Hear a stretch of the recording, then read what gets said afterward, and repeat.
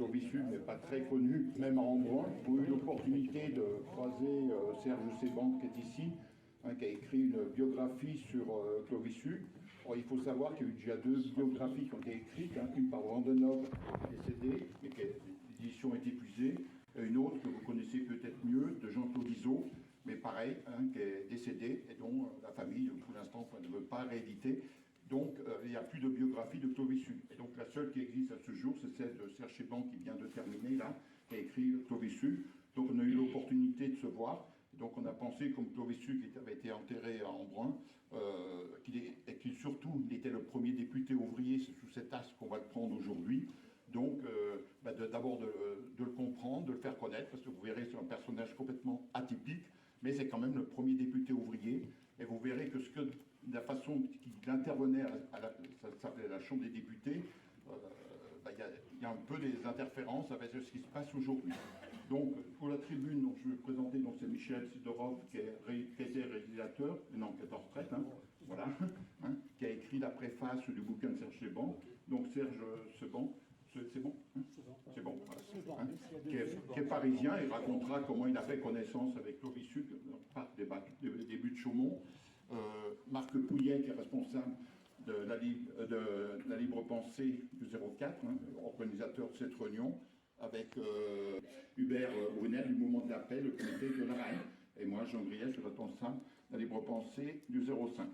Donc, je ne vais pas introduire trop longuement. Ce que je propose, c'est que Serge Séban, il fera un exposé à peu près de 30 minutes, pas trop long, pour présenter, mais c'est surtout répondra aux questions, parce que comme je l'ai dit, Clovis-Sud, c'est un personnage très très complexe, et donc c'est plutôt pour développer des questions. Chacun peut, à la fin de son intervention, préparera ses questions ou une intervention, de façon qu'on puisse dialoguer pendant quelques temps pour bien faire connaître.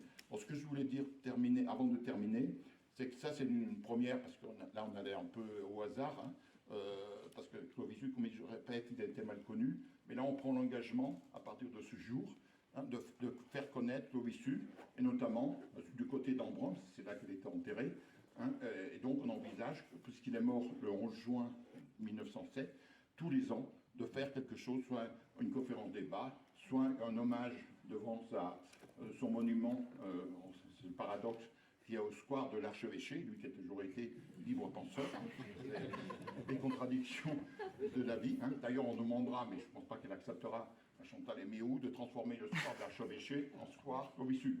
La revendication, elle est simple, la réalisation sera plus compliquée. Voilà, mais ça on verra, parce que d'ailleurs on a demandé audience, mais on n'a pas été reçu, c'est pour ça qu'on s'est tenu ici.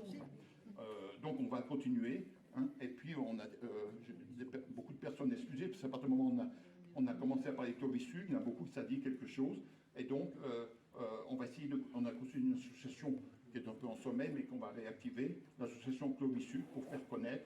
Voilà, donc ça on verra après dans les modalités.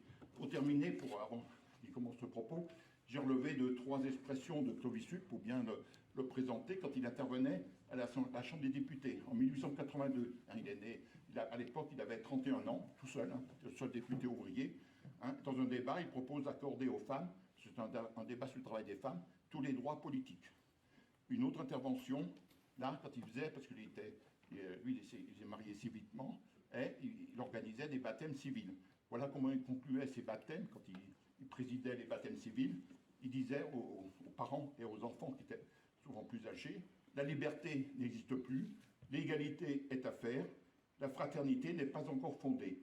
Tâchez de réaliser cette formule sublime, dit-il à la fin de baptême civil. Ça, c'est écrit en 1882. Autre réflexion, il déclarait « Ouvrons la porte des écoles pour fermer celle des prisons ».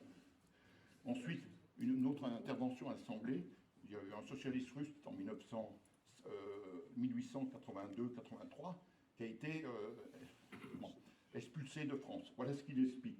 Il dit « Lorsqu'on chasse un homme qui a cru à notre hospitalité, on touche à la liberté, on touche au principe même de la République.